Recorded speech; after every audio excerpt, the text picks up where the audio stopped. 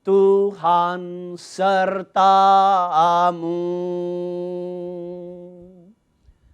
dan sertamu juga. Injil Tuhan kita Yesus Kristus karangan Santo Lukas. Dimuliakanlah Tuhan. Para pemungut cukai dan orang-orang berdosa biasanya datang kepada Yesus untuk mendengarkan Dia. Mereka bersungut-sungut, maka bersungut-sungutlah orang-orang Farisi dan ahli-ahli Taurat. Katanya, Dia menerima orang-orang berdosa dan makan bersama-sama dengan mereka. Lalu Yesus mengatakan perumpamaan ini kepada mereka. Siapakah di antara kamu yang mempunyai 100 ekor domba, dan jikalau ia kehilangan seekor di antaranya, tidakkah ia meninggalkan yang 99 ekor di padang gurun dan pergi mencari yang sesat itu sampai ia menemukannya? Dan kalau ia telah menemukannya, ia meletakkannya di atas bahunya dengan gembira. Dan setibanya di rumah, ia memanggil sahabat-sahabat dan tetangga-tetangganya, serta berkata kepada mereka, bersukacitalah bersama-sama dengan aku, sebab dombaku yang hilang itu telah kutemukan. Aku berkata kepadamu, demikian juga akan ada sukacita di surga karena satu orang berdosa yang bertobat, lebih daripada sukacita karena 99 orang benar yang tidak memerlukan pertobatan. Demikianlah Injil Tuhan kita. Terpujilah Kristus.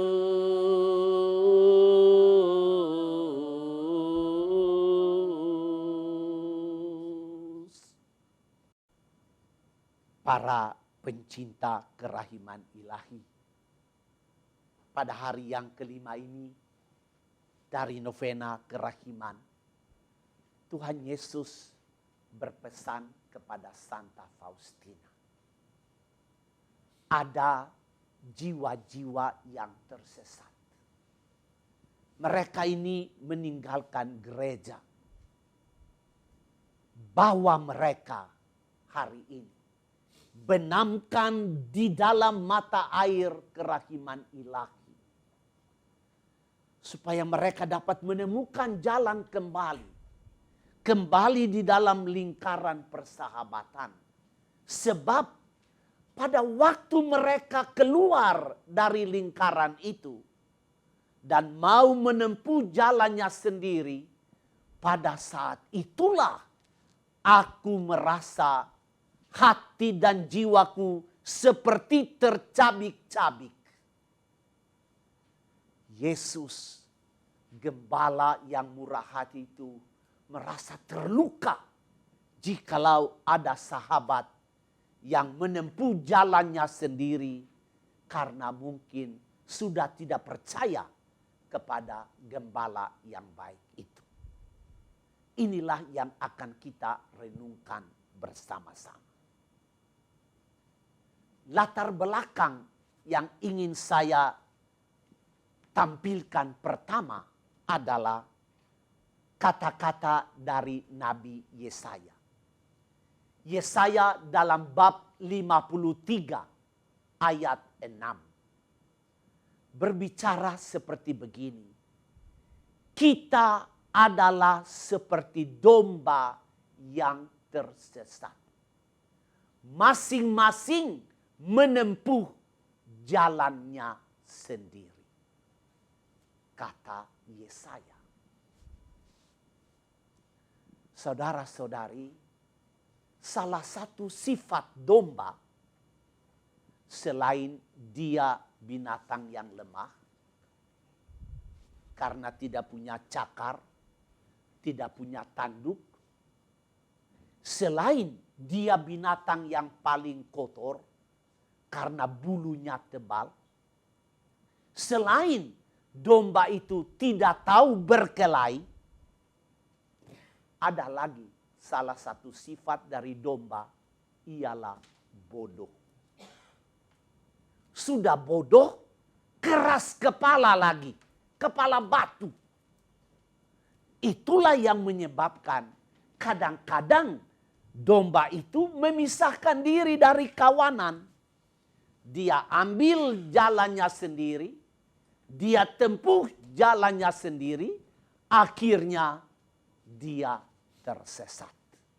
Itu gambaran dari Nabi Yesaya.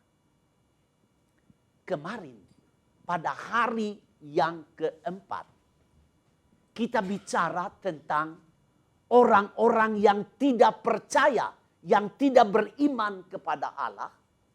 Dan ketidakpercayaan itu merusak hubungan antar manusia dengan Allah.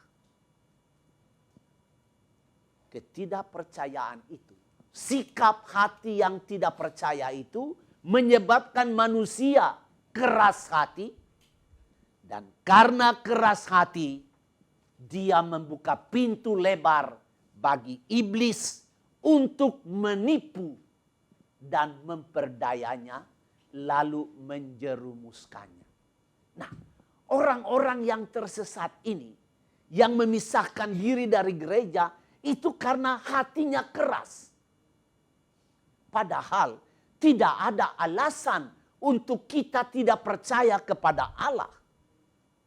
Cukup kita percaya Allah itu maha baik, karena dia selalu menghendaki yang terbaik bagi kita. Cukup kita percaya bahwa Allah itu bijaksana, karena dia tahu dengan tepat apa yang perlu, apa yang terbaik bagi manusia. Dan cukup kita percaya bahwa Allah itu punya kuasa untuk mengatur semua yang terbaik bagi manusia. Itu sudah cukup.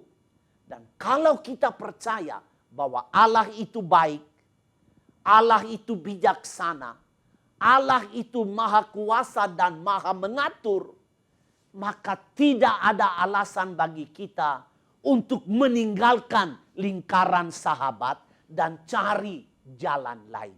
Kita tidak punya alasan. Karena Allah begitu baik. Allah begitu bijaksana. Dan dia punya kuasa untuk mengatur yang baik bagi kita.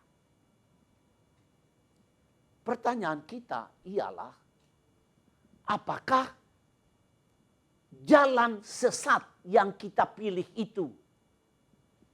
itu datangnya dari mana?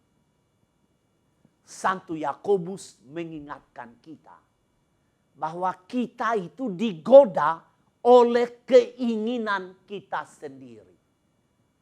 Surat Yakobus bab 1 ayat 14. Kita digoda oleh keinginan kita.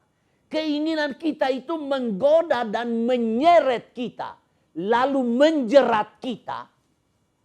Dan pada waktu keinginan kita itu dibuahi, disitulah terjadi kesesatan.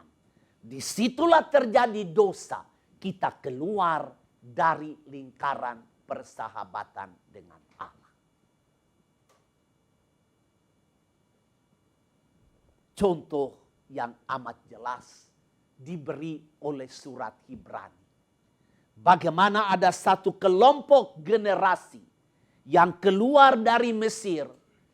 Mereka itu orang yang percaya kepada Yahweh, kepada Allah, tetapi dalam perjalanannya ketika mereka ditimpa banyak masalah, ditimpa dengan banyak kesusahan, tidak ada makanan, tidak ada minum, tidak ada kehidupan yang baik, tanah tandus dan kering, mereka mulai ragu akan kebaikan Allah. Tetapi justru disinilah ada masalah. Ketika orang mulai meragukan kebaikan Allah, mereka akan hanya berputar-putar di jalan yang dia pilih, tetapi tidak bakalan sampai tujuannya. Seperti orang-orang Israel berputar-putar di padang gurun selama 40 tahun. Dan kelompok generasi yang tidak percaya kepada Allah itu tidak masuk tanah terjanji karena mereka tidak percaya. Saudari dan saudara, kita harus waspada. Jangan sampai kita sudah beriman kepada Allah, lalu karena tergoda oleh keinginan kita, karena tertipu oleh iblis, karena iblis menggoda dan menjerumuskan kita, lalu kita yang tadinya beriman, kita mulai tidak percaya kepada Allah. Kita mulai merasa doa-doa kita hambar. Kita mulai merasa misa kudus tidak punya arti.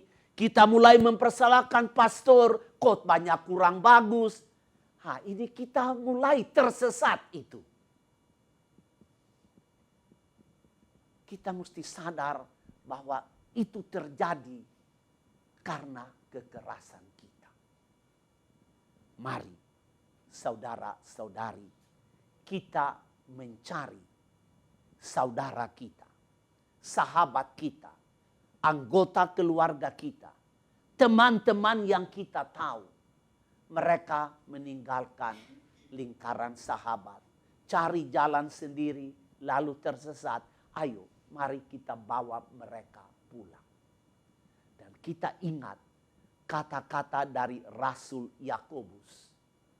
Yakobus bab 5 ayat 20. Barang siapa yang membawa kembali orang berdosa ke jalan yang benar, orang itu menyelamatkan nyawa dari orang berdosa itu.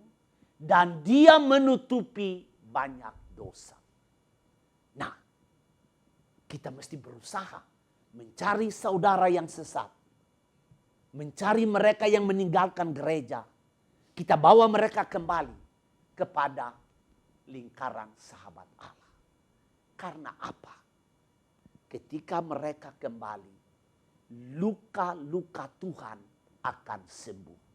Ketika mereka meninggalkan lingkaran sahabat, Tuhan punya hati terluka. Tetapi pada waktu mereka kembali, hati Tuhan akan sembuh. Bahkan dia buat pesta. Surga akan berpesta ketika orang yang tadinya sesat kembali lagi ke jalan yang benar. Itulah cara kita menyembuhkan luka-luka Tuhan. Mari kita meneruskan novena kita ini. Dengan coba kita duduk sebentar. 1, 2, sampai 3 menit. Kita meresapi firman Tuhan pada hari ini. Betapa baiknya Tuhan mencari yang sesat itu. Supaya tadinya kurang satu. Tuhan mau. Dan Tuhan tidak puas. Saya tidak mau, harus utuh saya punya sahabat-sahabat ini.